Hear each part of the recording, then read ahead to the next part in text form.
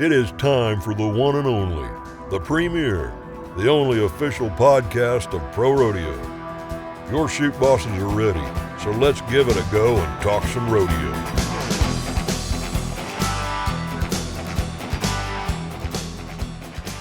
Hello, everyone, and welcome back into the Chute Bosses podcast, the official podcast of Pro Rodeo. It's Tanner Barth and Tracy Rink. Tracy, after a little bit of a hiatus, we are back ready to rock and roll here as we get ready for the Wrangler National Finals Rodeo presented by Teton Ridge. It's coming soon. I think, we're going to chat with some guests, but 37 days until we're inside that Thomas and Mack. Yeah, just everything's happened so fast. We're like, oh, man, the NFR's over. We got to catch our breath. And next thing you know, Houston, all these rodeos happen. Summer runs over, and we're ready to go to the NFR again. I mean, it's crazy. It's like Groundhog Day, and it's exciting, but it just happens so fast. Well, and it's one of those things, where it feels like it because we've released so many award winners and everything, but that just kind of gets you prepped for Vegas, thinking, all right, we're getting these checked off. We're getting closer and closer. November is almost here, and, it's ready to rock and roll, and we're going to sit down with a couple of great guests later on the show. Cooper James, Resistol Rookie Bull Rider, making his first trip to Las Vegas, and then Lefty Holman, kind of a veteran of sorts in the saddle bronc riding, and I can't wait to chat with those guys because they're out in California prepping for Las Vegas. Yeah, and Lefty knows how to get ready for an NFR. Obviously, he's got family that is involved in rodeo as well, that they know how to get ready. It'll help Cooper a lot. I mean, kind of understand the element because ultimately the thing you have to do for the NFR, you can't predict your draws, you can't predict certain things, but you can be mentally and physically prepared. I mean, that's the big thing I learned throughout the years of covering being part of the Pro Rodeo Sports News and the PRCA is guys that go there completely prepared, they might not win a world championship, but they're at least done everything they can to win. If you go in there and the marathon and you get caught up in the bright lights and the late nights and everything, it catches up to guys because 10 nights wears on guys, even if you're 19, 20, 21 years old. And that's how veterans kind of figure out how to win this thing when they're older. But it's such an exciting event. And the coolest part about it now is just there's so much more money involved. Well, and I think you ought to write a country song, Tracy. Yeah.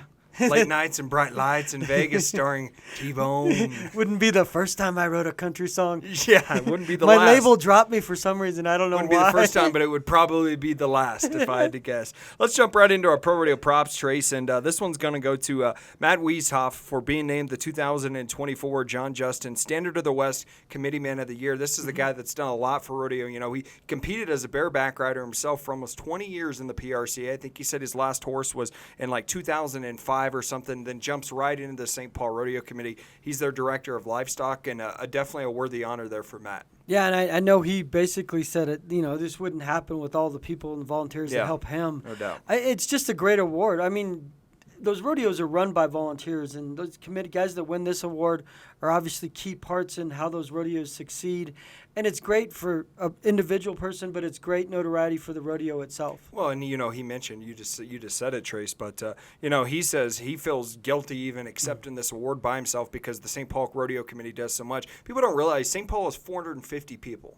Yeah. And it is one of the biggest rodeos that we have in the PRCA, over $500,000 purse. So, a lot goes into it, and he's done, been an integral part of what they've been doing for, 10 plus years now as the director of livestock at the St. Paul Rodeo. They were the 2019 Rodeo Award winners for assembling the best pin of bucking horses at their rodeo. So definitely a worthy cause, and he joins a list of a lot of really, an illustrious list of people that have been awarded the Justin Committee Man of the Year award. And I believe this is the third time St. Paul has won it as a committee man. Steve Coleman, who was the former director of livestock, also won the award. Yeah, so that just tells you what it means to them and how serious they take the job and what. I mean, to consider you have a $500,000 rodeo in a town that small. The only way you're doing that's through sponsors and through a ton of work on the street, like man on the street getting the job done. We need to get to St. Paul. I've never been to St. Paul. I've been to Oregon, but never St. Paul, and that'd be a rodeo on my bucket list. But it's just a kudos to them because it's hard to raise money for events, even if you do stuff for your kids or fundraisers for no matter what baseball teams. Imagine doing it for a rodeo and be one of the biggest rodeos in the PRCA. Yeah, it's pretty awesome and definitely a worthy accomplishment. And we want to remind you as we get closer to Las Vegas and the Wrangler National Finals Rodeo presented by Teton Ridge. This episode of the Chute Bosses is sponsored by Las Vegas, the home of the NFR for 39 years. You can come see why Vegas is the sports and entertainment capital of the world this December in Las Vegas. When Pro Rodeo's best, saddle up and ride at the NFR. So we're talking about NFR. Let's get into our short round, Tracy. This is just going to be kind of us going back and forth a little bit about some topics to end the Pro Rodeo season. Since we haven't been on the show here now in 2 or 3 weeks, let's talk a little bit about the top 15 and how things shook out. First one I want to spotlight, how about the bareback riding race in that top 15? Richmond champion punches his ticket to another trip to Las Vegas, but he also, on the back end, knocks out Tanner Ross, a guy who had been in the NFR for a ton of times, Tracy. $200, $199 was all that separated Richmond champion and Tanner Ross. Yeah, and that just tells you when they always say every dollar counts. It does. $200. One ride. I mean, one guy, you take one ride at a very small rodeo. You take fifth at a very small rodeo, and it could be a difference of $200. I mean, you hate to see guys not make it. We've seen it all the time. The guys in the 16th spot miss out.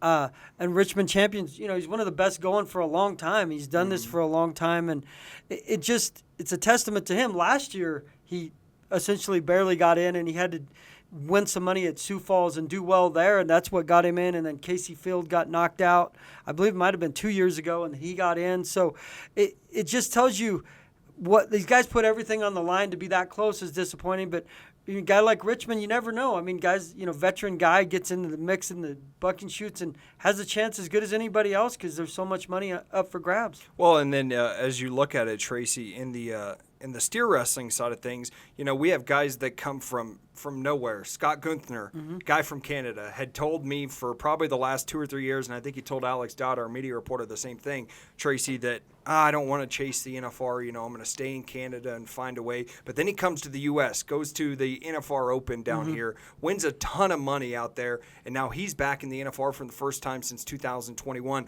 One of those stories of you never know what's going to happen each year in Pro Rodeo. Right, and when you win, when you start getting big wins, all of a sudden you have to make that run if you think that legitimately healthy-wise and financially you can do it, because the years you win Rodeo Houston or San Antonio, those years don't come every year, and you win. Correct. You get a big lick like that, or you win Mandan, or you win.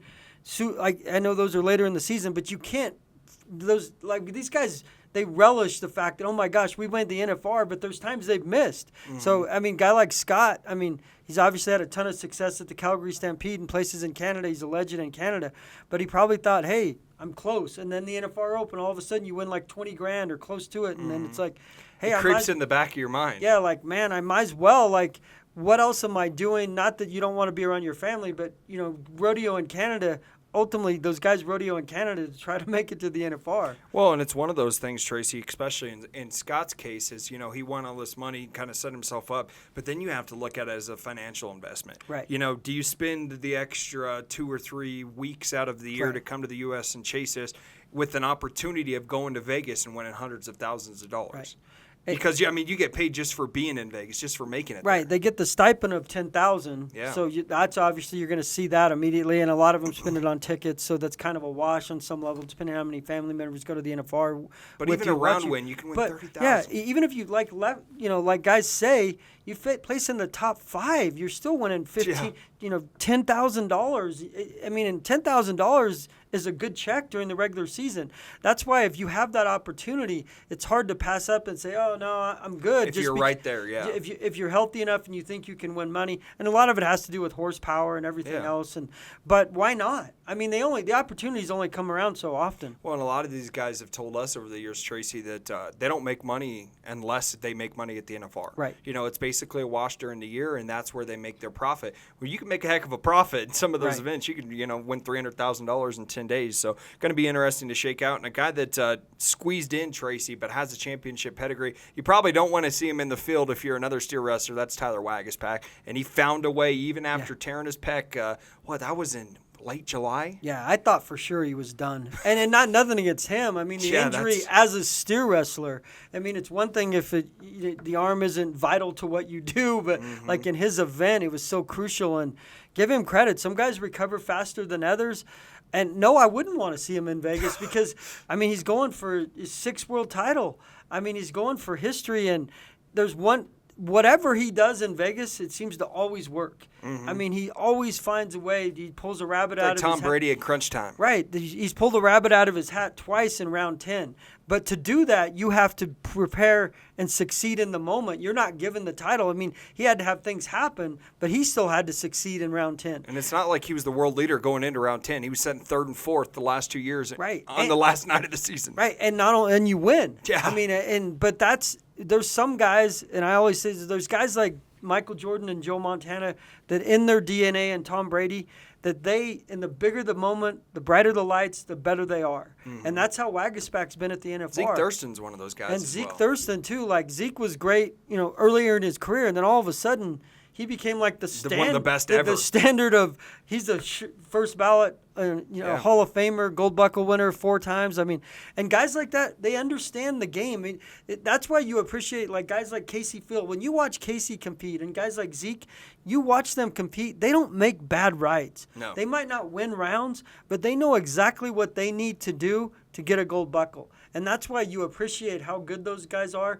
And ultimately, those guys like that get awarded by being in the Pro Rodeo Hall of Fame. Yeah, and you mentioned it. Wag's going to be chasing gold buckle number 6. Zeke Thurston chasing gold buckle number 5. I think he's in the number 6 spot in the world, so he's right within striking distance as well. Going to be a lot to shake out there. And then let's talk a little bit about the bull riding. Towards the back end of the Pro Rodeo season, beginning of September, Creek Young, who was top 8, I think, at the time in Pro Rodeo, breaks his femur. I'm right there, had a chance. I actually interviewed him before the ride, and then he ends up getting hurt, which you hate to see it. But he ends up finding a way to squeeze into the NFR. He didn't have his X-Bulls money count. So now we're kind of looking, is Creek Young going to be able to do this? Yeah. He has until almost the very last minute, but is he going to be able to do this? And then on the other side, in turn, Tracy, on the flip side of things, does Dustin Bouquet end up getting the nod in the 16th spot if Creek Young can't go? Yeah. And we might not know for 4 or 5 more weeks. Yeah, they have pretty much as long as they want until, it's go time, like December 5th, that they have to, like, truly make it. I'm sure he'll decide before that because of travel and everything else. But if you're Dustin, you just have to be treating it as if you're going. You better have your plane ticket. Just have your plane ticket ready, everything ready, and then just treat it as I've qualified. I mean, if you don't get that call, you obviously don't want to get in because of an injury. But if Creek can do it, kudos to him. It's such a bad injury as a bull rider. I mean, as a team roper, there's certain things guys can overcome, and bareback riders like Will Lowe rode with, they've ridden with broken feet, or broken foot and stuff like that. Femur's a whole different monster. But femur, I mean, and it's only because bulls and horses in general, but bulls are so unpredictable. Yeah. So if you get bucked off, and the last thing you want to see a guy that's truly he's hurt and he's trying to crawl away. I mean, there's a lot involved. I mean, ultimately, that's a decision he's got to make for himself. Is it worth it? I personally, I wouldn't know if it's worth it just because of his youth, and you don't want to make it worse. That's what I was about to say. Creek Young's still a young kid. He's one of the top bull riders in the PRCA for the last 3 or 4 years. He's still young. You want to get this thing right. I don't know. I mean, if he can do it, heck of an accomplishment, because he came back from a broken femur to ride at the best rodeo in the world in less than 3 months. And we've seen guys do crazy. I mean, who would have thought Kai Hamilton, when we saw him got completely train wrecked in round 5 that he'd be back within 24 hours and winning $100,000? I mean, Kai Hamilton was he was on the ground, like he was out. He was out. He got knocked out, and then he gets up, and next thing you know, he's winning $100,000, and he's got a gold buckle, and leaving the hospital on his own, smoking cigarettes, and being Kai Hamilton. So crazy things happen in rodeo, and I mean, I would hope that Creek gets to compete just because you qualified. And it's such a grind, and it's so hard to say, oh, man, I did this all year, and then, man, I can't go. But there's been other guys that haven't been able to go because of injury. Well, and I think the biggest thing for that is, Tracy, that's great about rodeo is whether he can compete or not. If he has to doctor release out, he still gets that qualification. Right. He still gets his back number. Right. It's not like he's just being wiped from the map as a non-NFR. Like an NCAA violator of record that just wipe you from the record books and take everything down from the Raptors. Yeah, so he still gets that opportunity to be in Vegas, experience it all. But we hope he can ride.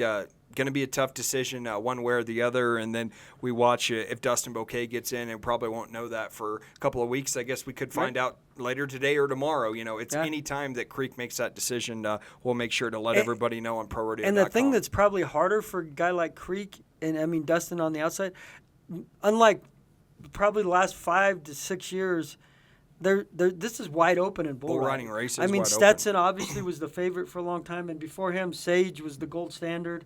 I mean, Sage won 7 world championships. Yeah. Won 7 out of 8. I mean, he was always right there. You always knew he was the guy to beat. Kai, the defending champion. And then there, Kai's out, Stetson's out.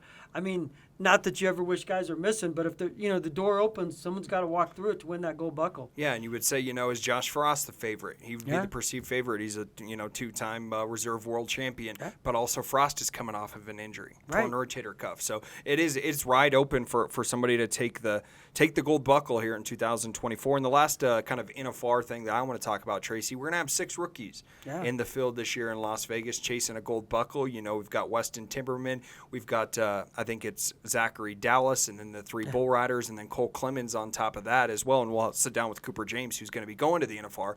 But, a lot up for grabs for those rookies in Vegas, trying to make more history, because it's a tough feat to win a world title in your rookie season, as people might see coming out soon in an article you wrote for the PRORODEO Sports News. Yeah, it doesn't happen very often. There's a handful, I believe it's 5 that have won in their rookie year, and 3 that have won their rookie year and the average in the same year as a rookie. And it's just such a tough thing to do as a rookie. I mean, qualifying for the NFR is a huge goal for those guys.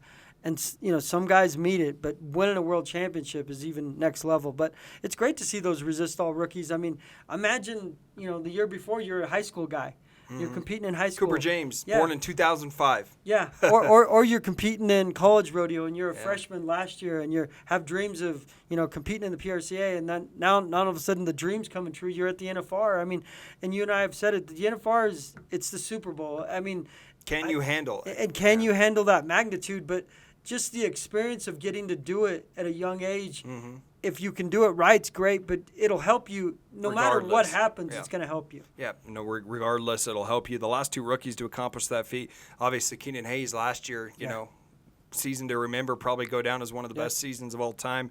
And then on the backside of that, you got Haven Medjid in 2019. He won the average, went on to win the world title. So it's definitely doable, but it's few and far between in the sport of rodeo. So we'll have to see how things shake out in the Thomas and Mack. Yeah, I'm excited to see what you're excited to see how those guys react. Storylines are going to come up. I mean, all these things get written. No one would have imagined what happened with Kai last year. I mean, obviously we had other things happen in Vegas that we'd never want to see happen again, with shootings and crazy things that happen.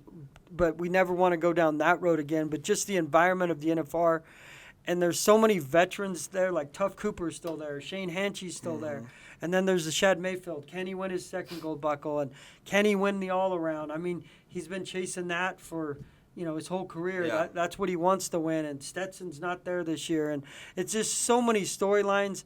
And I know it's cliche, but years past when Trevor was at the top of his game, the all-around was essentially decided. I mean, even if Trevor probably didn't show up to the NFR, he probably might have still pulled it out because he was so far Stetson ahead. didn't win a single dollar last year. Right. Won the world title in the all-around. And so, but this year, it's my true belief. I'd be shocked if the all-around isn't decided till the round 10's over. Yeah. Because there's so many guys that's still in the mix, and there's so much money to be won on that last night.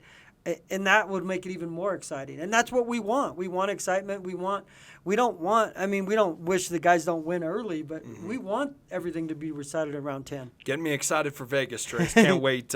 We don't have any questions this week here on the Chute Bosses because we're going to have double guests. We mentioned that Cooper James, Lefty Holman are both going to join the show, Tracy. So we'll have all of that coming your way. Then after the break, we'll have your PRORODEO Hall of Fame Spotlight, Historic NFR Moment of the Week, and then we'll also catch up with Buck. He's been out on the prowl for the last couple of weeks. We'll catch up with him and see what he's up to. I did have a question from CB Nation. Well, we're not even there yet, bud, but you can go ahead and address it. I wanted to address it because, as you see, I'm wearing a watch, and it's not a Rolex, but it is true that I wear my watch upside down and Why? backwards. Do you got any I don't know. I don't know how to tell time if it's right. Maybe I've been dropped on my head too many times, but it looks good to me. I didn't want to be the one to say it. We're right back after this.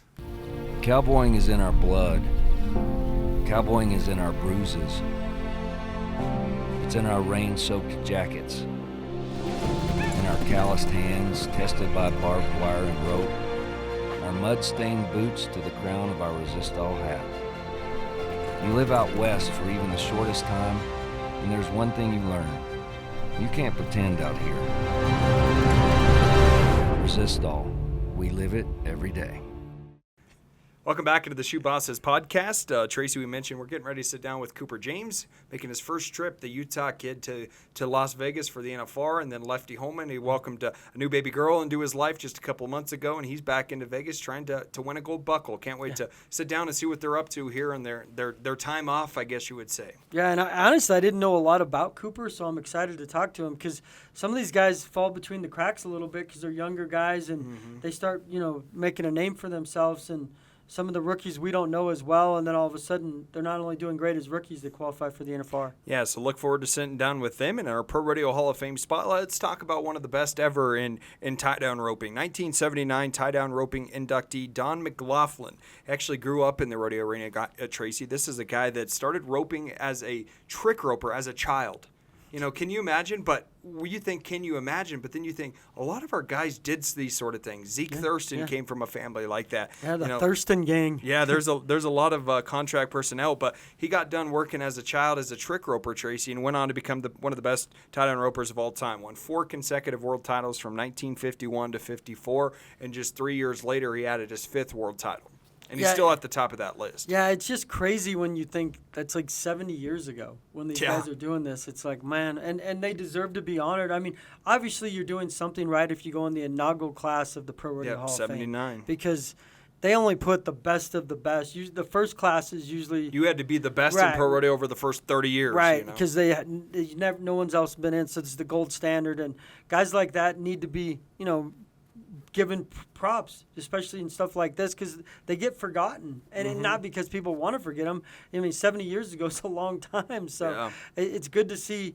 We recognize guys like this, but the coolest part is they have records that are still standing. Yeah, I guarantee you, Don McLaughlin's at the top of that one, near the top of that list. Right, and imagine that when he probably quit going full time, he probably had never imagined 70 years later, I'm still in the record books. It's pretty darn awesome. Andrew, you want to get cranked up with our historic NFR moment of the week here? Does it have audio, Andrew? It does have audio, so we're going to go ahead and pause here. We'll let you watch this, and then we'll give you a breakdown of what we just watched. The bucking horse of the year, and she's just going to be straight up, bring the power. No secrets, nothing. All right, Crawley. They've been 93 on this horse, 92 on this horse, and Jacobs, he's got her. Keep it up, Jacob. Keep it up. Whoa. She's a little bit of a rough landing there, Tracy, but Jacobs Crawley on Medicine Woman, one of the best horses of all time, a Pro Rodeo Hall of Famer in itself. Jacobs Crawley, in that year back in 2015, Tracy, when he had that 88.5-point ride, he finished second in the round, but ultimately went on to win his second NFR average title and his first and only PRCA World Championship. Yeah, he won the average in 13, and obviously the goal at that point became I want to win a gold buckle, and he did in 15. And part of it was this ride, and he admitted that this ride is part of staying in the average and ultimately winning the average. He said this ride was special. That was quoted in the PSN year in at the time, and he thought, well, it was as hard as I thought, and she bucked me off, but fortunately it was after the whistle. He thought initially that he might have missed the whistle, but obviously you can tell that he made it.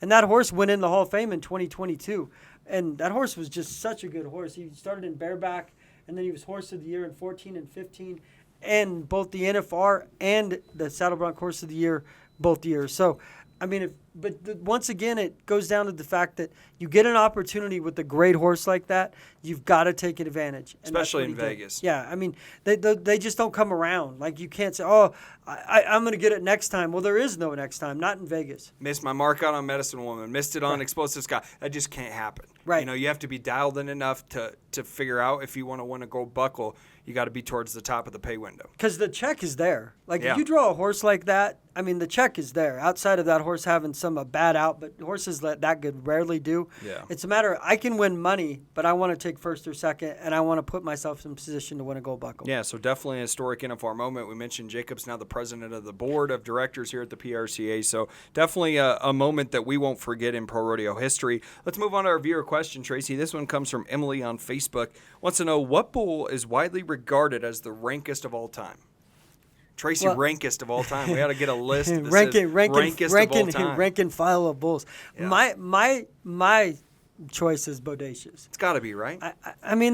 There's arguments for other bulls, but in my opinion, Red Rock was a pretty darn special Red Rock, bull. I know, was one of the best ever, and I would never take anything from Red Bruiser. Rock. Bruiser was great, and Tornado way back in the day.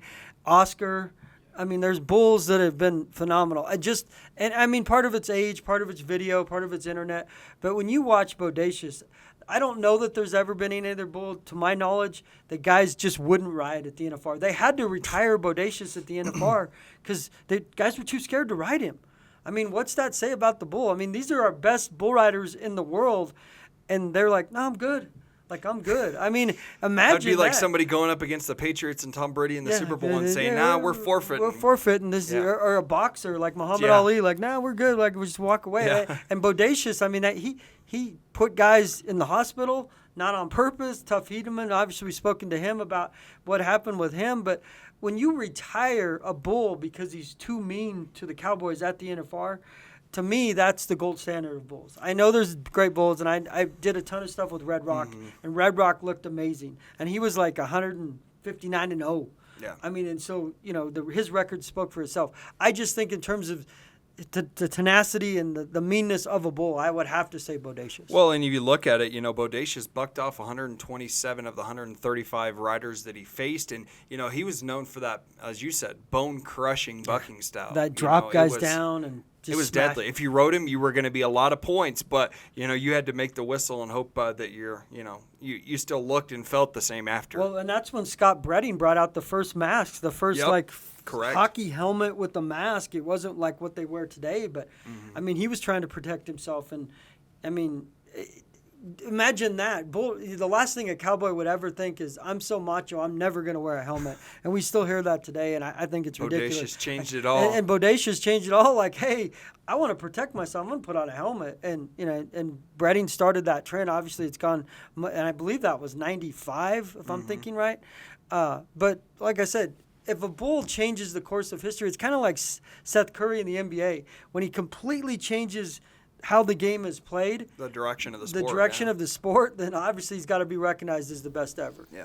Shout out to newly inductee Sammy Andrews too. Whenever I interviewed him for my stock contractor interview, he said that Bodacious was really sweet and nice in the pasture, but once he got in those yellow bucking chutes, he knew it was game time and knew it was show time to put on a show for the fans. So Bodacious is one of my favorite bulls as well. Yeah, and it wasn't even only just Las Vegas. This bull was good anywhere you took him. And the crazy thing is they bought him for like nothing. Like they thought he was just going to be like another mistake bull. Yeah, like they bought him at an he's auction, going to be hamburger. like an auction, just like, hey, he's not going to be anything. We'll just throw him in as part of the chosen trade, and he gets in the mix, and he becomes Bodacious. Obviously, you can't predict the future, but like I said, my one regret, I've covered a lot of rodeo, and toward the end of Bodacious' career, I was covering rodeo, but I never got to see Bodacious live. I got to see some of the coolest PBR bulls, and I don't want to give them too much credit, but you get to see great bulls in person, and now we obviously Bruiser and different bulls we've seen in person, but I wish I would have got to see him in person in his prime. Yeah, one guy that I would have wished to seen ride Bodacious in his prime, Tracy, that's Buck. Yeah. I would have loved to seen what Bodacious could have done to old Buckwheat. Buck would have changed his initials instead of Buckwheat or whatever you want to call him to ER, because he probably would have had a permanent residence in the ER, or he'd have been down under 6 feet under, because Buck can do a lot of things, but not a lot of things well, and it's certainly not riding Bodacious. Let's go down to Buck. He's got your Pro Rodeo word of the day. I'm Buck, official correspondent of the Chute Bosses, the official podcast of the PRCA. My word for the day is scared. Some of the talented guys that are going to the NFR this year get scared of the bright lights. When it comes to Buck and being scared, I seem to have got my calendar mixed up and forgot yesterday was Halloween. Now I'm going to plan my revenge tour and scare more people in 2025, because I'm Buck. Blah! Farm life means always hoping for the best, but planning for uncertainty. You have to be ready for the next everything. The next dawn, the next season, the next harvest, the next technology, the next challenge, and the next generation. No matter what comes your way, we can help keep you ready for the next. Hello, everyone, and welcome back into the Chute Bosses podcast, the official podcast of Pro Rodeo. Tracy, we talked about it off the top of the show, getting ready to sit down with two great guests here, two guys going to the NFR, one going for the first time, another guy that's almost a veteran now in the Thomas Mack Cooper James, and Lefty Holman joining us here on the show. Yeah, I can't say enough to have these guys on. Obviously getting ready for the big NFR. Both have gold buckle dreams. Lefty's been close before. Obviously Cooper's got Resistol Rookie honors to go after as well and try to win a world championship. So fantastic to have both these guys on with us. Yeah, guys, thanks for joining us. First of all, we know that you're kind of busy getting prepped up for, what's the 10 best days in pro rodeo here over the next couple of months. How have you guys been? What's it been like to have a little bit of a month off here, I guess? Yeah, it's been great. This is kind of our time to recharge our batteries. We snuck off to Hawaii for about a week and a half, went and did not a whole lot of nothing over there. Just got back to the States the other day. He's been getting on practice bulls. He's been on 5 practice bulls this week. I'm going to get on practice bulls practice bulls. I'm going to get on practice horses on Sunday. Just getting dialed in, getting ready for the big show, boys. What do we got to do to get you on a practice bull? That's what what I really want to see. I think I just announced I might be doing it. I think I just announced it here live on your show. Nice. That's what I like to hear. So, Cooper, what's it been like you hanging out with Lefty? Obviously, he's a veteran of the NFR. The advice he's given you and just the excitement you have getting ready for your first one. Yeah, it's been awesome. Hanging out with guys like him, Clayton Sellers, Dawson Hay, being able to surround myself with guys that have the same goals in mind as I do, and the positive attitude, and just treating it like another rodeo, making sure we're prepared, working out, getting healthy, getting on practice bulls with these guys. And I couldn't ask for a better support crew and team, and everything that they've been able to tell me about the finals is just firing me up about it even more. Well, that's what I was getting ready to ask, Lefty. What have you shared with him about the Thomas and Mack? Because obviously, it's a little bit of a different environment. Obviously, you can go in with the mindset of, it's a regular rodeo. But, the first time you're behind those yellow bucking chutes, you feel something a little different inside there in Vegas. It's the best feeling in the world, Tanner. I've told that to Cooper every night. It's a whole nother game. It doesn't feel like any other rodeo in the world. It's something that we work our whole lives towards. So just to sit back, enjoy the moment, and just go do your job. That's all it is. This is what we do for a living. We're professionals. So I've just been telling them, go out there and do your job. Do what you've been doing all year. The reason you're there is because you're one of the best bull riders in the world. And that's one thing I've reminded him. It's really easy to get caught up and stressed out about the NFR and make it a monster. I like to go at it just like it's another rodeo. Be prepared, but also be loose, cool Lefty, and that's one thing I've passed to Cooper. Nice. So, Cooper, I know we were talking a little bit off air, but just staying on bulls will win you money. I mean, it doesn't matter how you stay on, but you got 10 to get on. If you can stay on them, and I know it's easier said than done. Guys always say, I'm going to ride all 10, and obviously it's really hard to do. Only like 3 guys in the history have ever done it. But is that just the mindset? Just make sure you stay on more bulls than everybody else? Yeah, going into it, I know the world title race is wide open. It's going to come down to that average check, and my goal is just to stay on one more than everybody else at the finals. If they're all staying on 9, I'm going to stay on 10. That's for sure. I'm going after that average, and in the end, that'll give me the world title, I believe. So we talk about all this action inside the arena, guys, but how much are you looking forward to just being out there and experiencing the NFR? I know it's a business trip, but you got to have a little fun as well and smile, and I know Lefty always likes to carry a big smile around with him. Yeah, Cooper will probably be having more fun than I will be after the rodeo. Yeah, but it's the best 10 days in rodeo, guys. You go out there, you feel like you're a superstar when you're out there. You get to meet fans from all over the world that truly love the sport of rodeo, and that's why we're there. We love rodeo, so we're excited to share it with the fans and with the people that love rodeo. So every year at the back number thing that you've gone to, you've always unveiled some new coat, jacket, something new that people have never seen. I'm assuming that's in the works again, Lefty? Yeah, I'm not going to give you any hints, Tracy, but I think you'll be happy with my outfit come back number ceremony. I love it. Andrew, did you have a question? I know that you wanted to talk to Cooper and Lefty. Andrew's our podcast producer here's behind the scenes. Yeah, I just wanted to ask you, mainly Lefty, about y'all's new clothing company, Buckham Co. I see a couple of y'all wearing that, and y'all obviously wearing it right now. Tell us a little bit about it, and what was the inspiration behind it, and where can we get it at? Yeah. Well, first off, thank you for asking. It's been super fun. It's a little company me and my wife started up a couple months ago.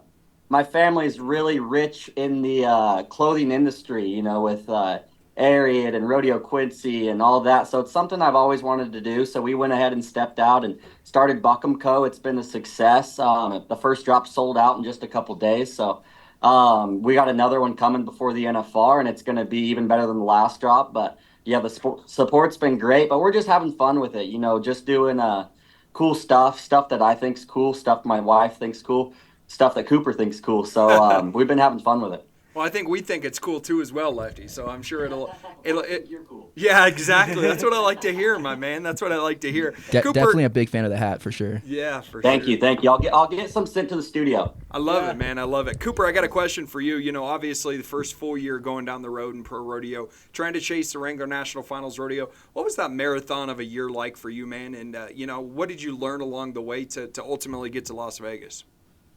Oh, it's a lot of ups and downs out there. Yeah, you always hear people talk about how they want to go home in the middle of the year, and I always thought, no, I'm going to be tough. I'm going to be able to stick it out. It's going to be easy for me. But, no, definitely some highs and lows, but try not to let the highs get too high and the lows get too low, and just keep it mellow, keep it cool. I mean, you're out there to do your job, and just keeping a good head on your shoulders has been the biggest part for me, keeping positive through the tough times and just being able to enjoy every moment out there because you're away from everything that you've ever known.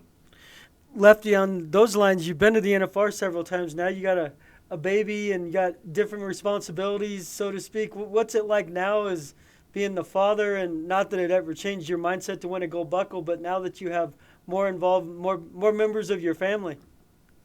Yeah, for sure. You know, you look at rodeo a little differently whenever I was 19, just out rodeoing, just kind of for yourself. And now that I have a family and a little baby girl, rodeo becomes more of a business for sure. And I think that's actually helped me. It's helped me dial in a little bit more, focus a little bit more, not go out there to be selfish for myself, you know, go out there and win money for the ones that I love and my family I have to support, you know. So I love to do that, but I think winning a world title, I'll be supporting them plenty good. So that's the goal. Go out there, win a gold buckle, and I think we'll be good from there. Lefty, I know you've never ridden bulls in Vegas, but how much of a physical challenge are those 10 nights in Las Vegas, and how do you have to prep to be ready for those 10 nights? Yeah, we've me and Cooper have been talking about it every day. You know, it's a marathon, not a race out there. You got to remember, it's 10 go rounds. You know, it's if you don't get hot right off the bat, don't worry, it's not the end of the world. You know, that 10th round, if you just ride more bulls than everybody else, that 10th round, like, you're gonna win. You could win a lot of money that last day. You know, I've seen guys come from 6th or 7th to win the world, you know. So it's a marathon, not a race. Don't get discouraged if it starts out a little bit slower, because just do your job all week. At the end of the week, you're going to have a pile of money and maybe a gold buckle or an average buckle. I'm sure you talk about all the things that can happen in Vegas. There's got to be restaurants you got to take Cooper to, right? There's places that you got to make sure he visits in his first appearance at the NFR. Absolutely. We got our spots. We don't want to say them on live or else we won't be able to get into them. You know, we'll be crowded out there. But, yeah, we got some damn good spots. We're looking forward to getting out there. I wish it was tomorrow. I feel prepared. I feel ready. But we got about a month left, so we'll be dialed in. What do you guys think it'll take out in Vegas to win a gold buckle? I know that you mentioned, you know, obviously staying on, winning the average, but, you know, it comes down to more than that. You know, it comes down to finding a way to draw the right horses at the right time or the right bulls. You know, what do you guys see as the path to a gold buckle in Las Vegas? Yeah, like you said, staying on more than anybody else. The bull riding's a lot simpler than the bronc riding. That's why I like it. I just got to go stay on. They got to make their horse look good. I just got to stay on, and most days I'm going to get paid for that. So I like that aspect of it. But staying on, staying mentally prepared, and just trusting your stuff. You know, we've done it all year, and I think if we can just keep that trust in ourselves through the whole 10 days, it's going to be a good shot at the world title. Yeah. For me, it's just winning money every time you nod your head out there, because even if you win 3rd or 4th or 2nd, you're still getting a lot of money. Obviously, going to the South Point, getting that go-round buckle is amazing and all that. I hope to make several trips there this year. But going out there and chopping wood, you know, going out there and battling it out every round, get a check if you place every single round, who knows what'll happen at the end of the week. So that's a goal of mine, is just win money every single night, keep my name in the fight, and hopefully win some rounds along the way. Cooper, when you got into it this season, Resistol rookies, it's hard for you guys to make the NFR, and you got Jeter Lawrence there with you and Wasey Shawla. Are you guys friends, you three? I mean, I'm assuming you guys have talked and all this as part of this and going down the road? No, we fight all the time. No, they're my buddies. I've rodeoed with them since I was in junior high, and I love to see them boys out here too. And it's been a battle all year, and that's kind of what it's all about. You know, we've all talked about the competitiveness of us rookies and how good this rookie class is. And you know, there's some rookies that didn't make the finals that are just as tough as well, but no, it's been pretty cool having my buddies that are the same age, been growing up with, and we're all going to see them yellow buck and shoots together. It's awesome. I got to know who has the better flow right now. I know Lefty's got a veteran flow going on underneath that hat, got some lettuce. Who's got the better hair between you two? You know, his is longer, but I think mine looks better. You guys should know this. I have the best hair in the PRCA. Everybody knows this. What about your buddy Rocker Steiner?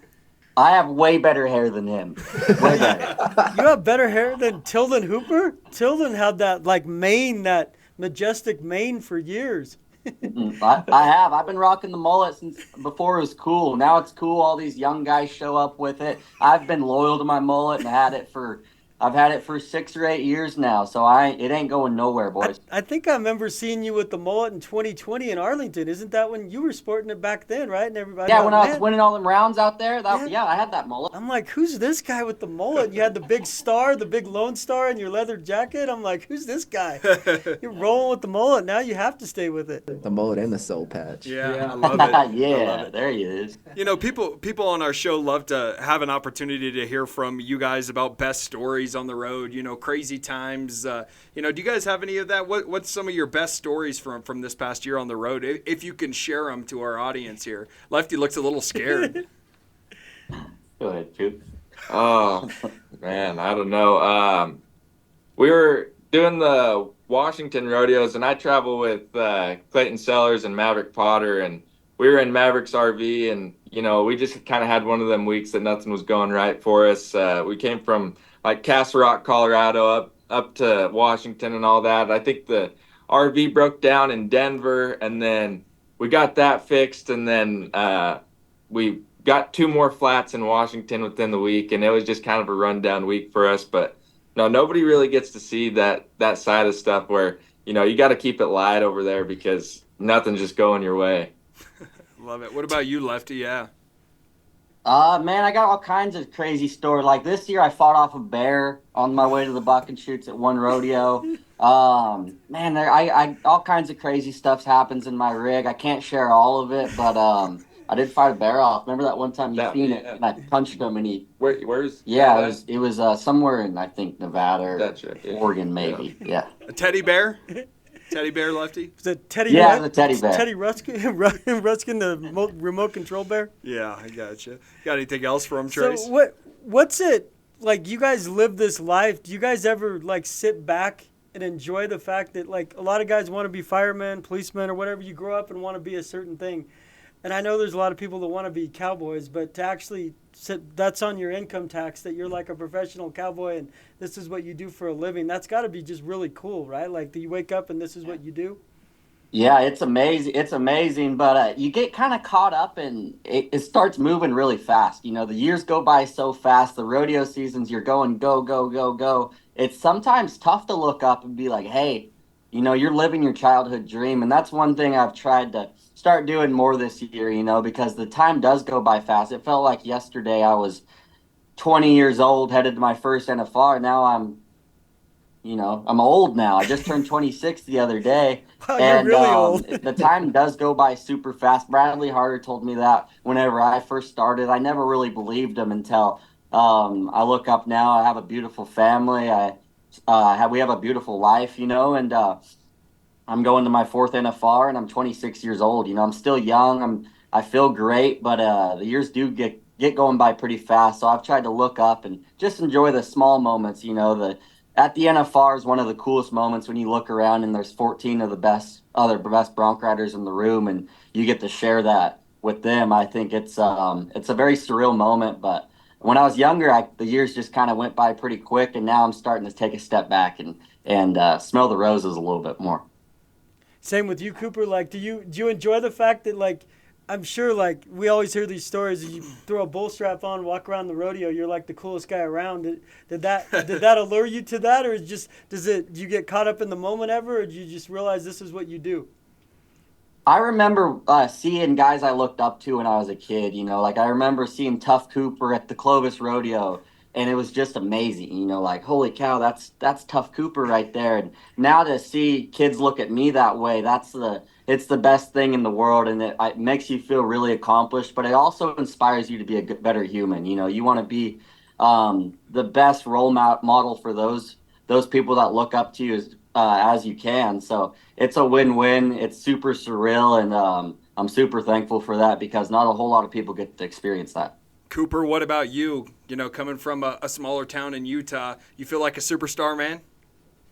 Yeah, a little bit. I've gotten a little more throughout the year. Not as much as Lefty, obviously. Maybe I need a better mullet or something like that. But no, it's pretty awesome. Having I think the Cowboy Channel and the PRCA as a whole kind of puts us out there. And a lot of people know me and know Lefty that you would never get to meet if it wasn't for the Cowboy Channel or, going to all these rodeos. And it's awesome. You definitely feel like a superstar, and I'm excited to see what I feel like in Vegas.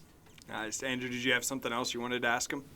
Yeah, I just wanted to ask y'all, how was that Rodeo Quincy shoot, and how much fun did y'all have kind of hanging out as a family and kind of just, chilling and taking some pictures and doing some fun stuff out there on the Eldridge Ranch? Yeah, it doesn't even feel like it's a photo shoot when you're out there with the family. We don't take anything serious. It's nothing but jokes and laughter the whole time. Pretty sure the photographers and the videographers get pretty annoyed with us because we're so lighthearted and have fun. But that's how our family is. We're fun havers. We joke around. I got the best family in the world. I've said that a million times on here, and I'll continue to say it. They're the most loving, supporting, best-hearted people in the world, and I'm super lucky with my family. But yeah, those photo shoots, we tend to drink a little too much 805 beer and have a little too much fun. I love it, guys. Well, where can people find you guys out on social media leading up to the NFR to get kind of an idea of what you guys are doing? Go out there and plug your channels a little bit. Yeah, for sure. Lefty Holman, but we've been posting a lot on our Buckham Co. account on Instagram, just Buckham Co. We do a lot of behind the scenes, more lighthearted, fun stuff. So if you guys are on Instagram, go check it out. I don't think you'll regret it. Yeah, and mine's Cooper.James99 on Instagram. 99? Geez, you're a baby, Cooper.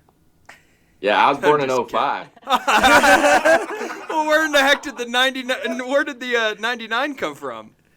Yeah, I don't know, honestly. Just it looks cool with my name. I think James 99 at the end. I like it, man. I thought you were a baby in 99. Yeah, shoot, 05.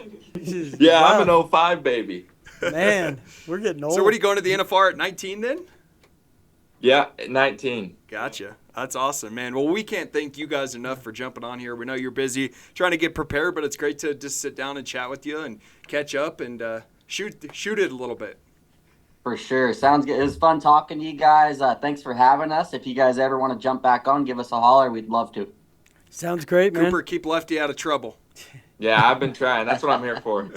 Thanks, guys. We appreciate it. Tracy, what great guest to have here on the Chute Bosses podcast as they prepare for the Wrangler National Finals Rodeo. And, they're lighthearted now, but the intensity and the focus comes when those lights turn on at the Thomas Mack. Yeah, and Lefty to have a mentor and have, his family and all the guys there, Dakota, that Cooper can lean on. Everything changes in Vegas. I mean, I know they want to say it's another rodeo, but when you get behind the yellow and buck and shoot the adrenaline, I mean, you've got to treat it like another rodeo because if you overthink it, like Lefty says, then it becomes like your worst enemy when you start getting bucked off. But, yeah, I mean, Vegas does weird things to people, the lights, the pressure. And there's just so much money. We've said it for so long. There's so much money now that you can have a couple bad rounds and still come back. You just need to stay in the mix. You just can't get no score. Like, you can't knock yourself out of the average, so you have no chance to get that 88. It's an $86,000 check, over $30,000 in round checks, and those guys realize that. And with the ground money, like Kai Hamilton last year won $100,000 in one round. Yeah, exactly. I mean, and you can flip the switch. So it's exciting to see the excitement they have. I mean, we get excited, and we're just, essentially media members. Blow, yeah. Could you imagine, like, you get excited when your team's playing on TV? Imagine the adrenaline these guys have and grand entry in those yellow bucking chutes. Yeah, going to be exciting to watch. A lot to shake out here over the next couple of months as Cowboys and Cowgirls get prepped for Las Vegas, and we'll be with you here on the Chute Bosses to bring it all with you, and we'll continue to break down the action and have a couple other NFR contestants that are going to be going here on the show in the next couple of weeks. But that's going to do it for another episode of the Chute Bosses. Until then, keep on rodeoing. He's addicted to danger, ruled by passion and pride. To pain and fear he's no stranger, but his lust needs to be satisfied. Hooked on an 8-second ride.